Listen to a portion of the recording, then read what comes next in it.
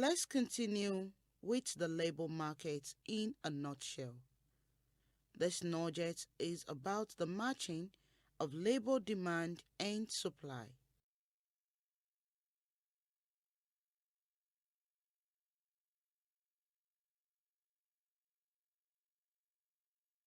You think it's only difficult for the job seeker to find a suitable job when starting their professional career or when changing jobs. Far from that. Employers also face the same matching problem. Very often, they have difficulties filling job vacancies, and surprisingly, very often the newly recruited do not stay long in their jobs. What are the challenges?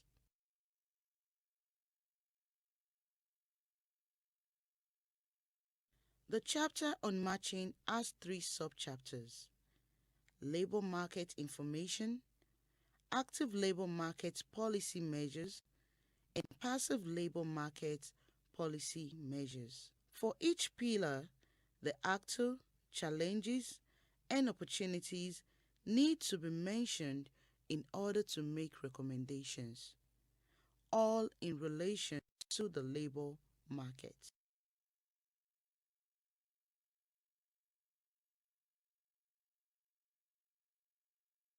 The most important point for job seekers and employers is having the right information on the labor market, the development of sectors, information on job roles and vacancies, as well as working conditions, including salaries, safety, and security. Labor market information is produced by a variety of actors. Public employment services usually provide job vacancies and job profiles, sometimes sector developments. Private employment services, such as platforms or headhunters that get a commission for successful placement and have an interest to attract job seekers with useful information. Chambers of commerce promote and protect the interest of the business community and labor information, especially regarding their sector, and sector skills councils, which bring together workers, employers, trainers, and governments so that future workers or self-employed people have what they need to be successful in the labor market. Companies, especially larger companies that collect data to better understand the sector they are working in.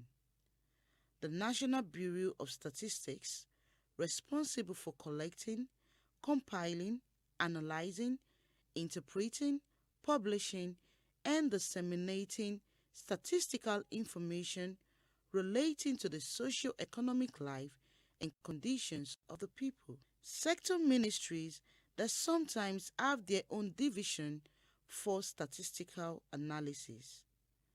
And resource persons, even family and friends, can provide valuable information.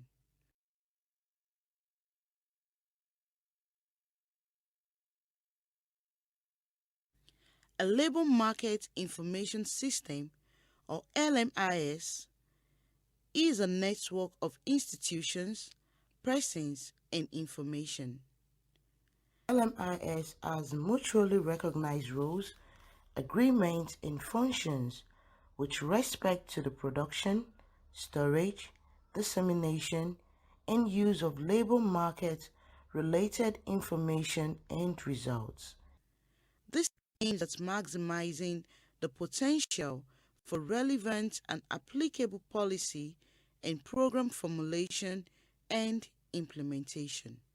The main purpose of an LMIS is the production of information and analysis for policymakers and other labor market stakeholders. Three main functions of labor market information systems are facilitating labor market analysis, providing the basis for monitoring and reporting on employment and labor policies, and 7 as a mechanism to exchange information or coordinate different actors and institutions that provide and utilize labor market information and analysis. While labor market information is always available and usually scattered among different institutions, a labor market information system is rarely in place. Very often, the relevant institutions do not cooperate sufficiently to establish a labor market information system, and or the required information is simply not collected due to a lack of resources or other priorities. In a labor market assessment, it is important to identify the relevant actors, to analyze what kind of information is collected and published, and to identify current cooperation with other institutions in order to draw conclusions and provide recommendations. Typical institutions for labor market information are public employment services or job centers, focusing on job seekers as their target group. Ideally, an employment service provides information on sector development, on occupational profiles, and on their forecast. They also provide guidance in form of individual interviews to better understand the job seeker's needs and aspirations. Career guidance, for example, organized company visits for job seekers, but also for other future clients, such as students of a school or vet center. In addition, they analyze and check the skills of the job seeker, although it is often more general skills, including soft skills. However, they can suggest skills adaptation programs in the form of reskilling or upskilling of often subsidized training programs. The core activity is placement assistance. This includes official registration in the database, short-term trainings for placements, such as CV writing or interview preparation, establishing contacts with recruiters for an interview, and even subsidized employment contracts for a limited duration. Employees or self-employed persons can also contact the employment office for additional information on career development opportunities.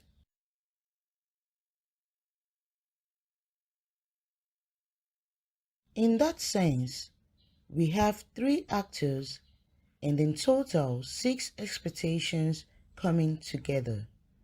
The job seeker will need counseling and support to have a gainful job.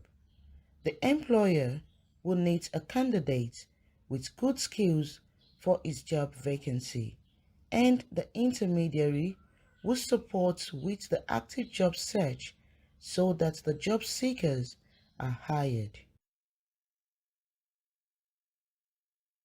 Let's listen to Oussama Lakhmiri, expert on merchant services from Morocco.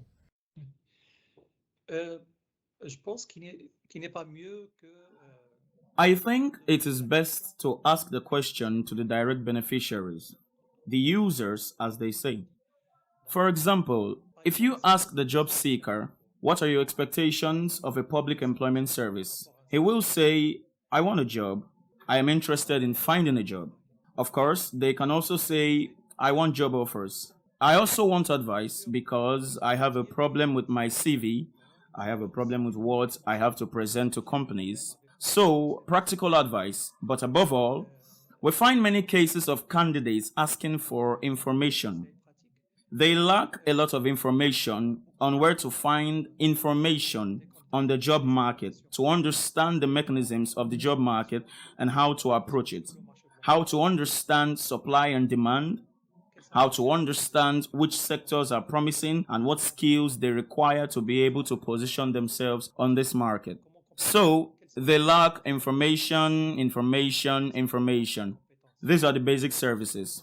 But if you look at it from the other side, the employer side, if we ask employers what their expectations are of a public employment service, the first expectation is to find the right profiles. What does that mean, the right profiles? It means the skills that correspond to the identified needs. Of course, they can ask for other things, for example, a support in sourcing candidates, and above all, to take responsibility for the first phase of recruitment, that is to say, the sourcing phase, the pre-selection of candidates. Sometimes there is a massive offer and the company does not have the capacity or a very large human resources department to take care of this heavy part, which is the sourcing, the pre-selection of candidates, and to present the candidates who really correspond to the needs of the employer so that he can do a final interview with the candidates and choose the candidate who truly corresponds. Then we can ask ourselves the question, is it enough to make this connection, the matching between the offer and the demand? I doubt it very much, and that for several reasons. The first reason is that the market has its mechanisms. Sometimes the training courses available on the market do not follow the economic rhythm.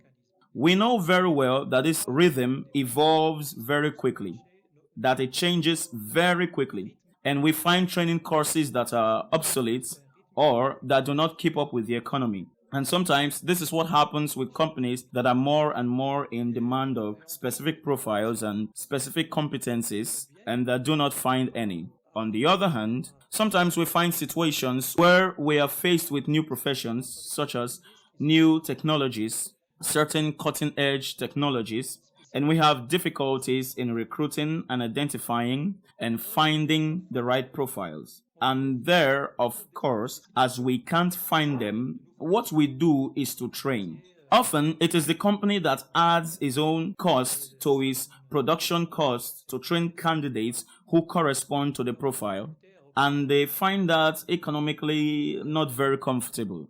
So, in these two cases, the Public Employment Service must now intervene, and this is the role of them to add value to the labor markets, to provide alternative solutions, notably through short trainings, adaptation trainings to satisfy the needs of companies by this type of specific training adapted to the needs of the company.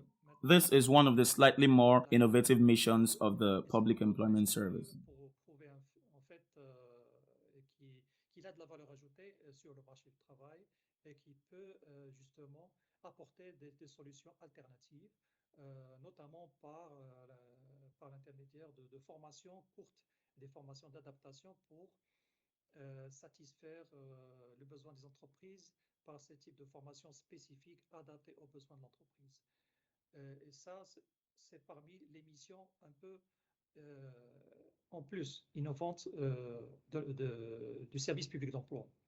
With regard to the roadmap for public employment services, four steps can be distinguished: governance with an appropriate policy and strategy that supports public employment services, management with appropriate organization and resources to make public employment services operational, services for job seekers, both striving for wage employment and for employment in the informal sector or as self-employed entrepreneur, and services for employers, and partnerships as corporations with other actors are essential for their own organization, but also to be able to refer clients to other institutions that might be of help.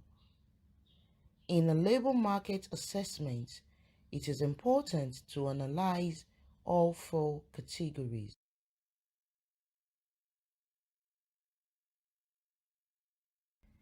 Job placement and qualification services are part of active labor market policies. They address inefficiencies in the supply-demand matching process.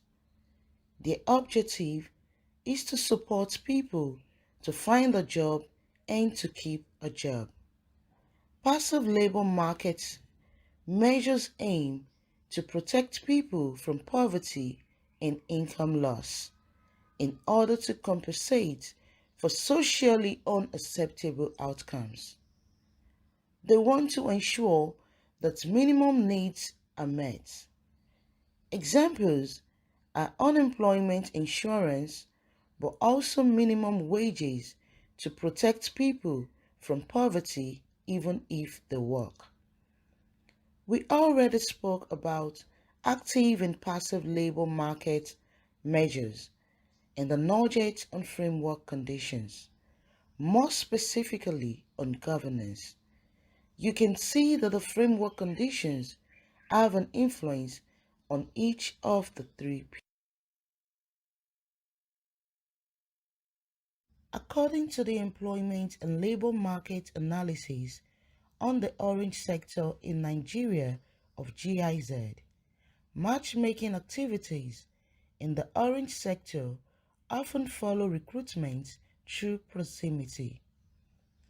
Institutionalized matching services do not exist. Public employment services usually have very limited information on the orange sector, if at all, unless it is about jobs in bigger companies such as the fashion industry or mass recruitment for specific events such as trade fairs. However, this is precisely what leads to the emergence of promising alternatives, such as the FAC Ugesi African Digital Innovation Festival, for example. At the forefront of Africans' culture and technology scene, one of its objectives is networking and matching in the orange economy. Non-existence is not necessarily bad, but allows space to create something new and perhaps even set another new wheel in motion.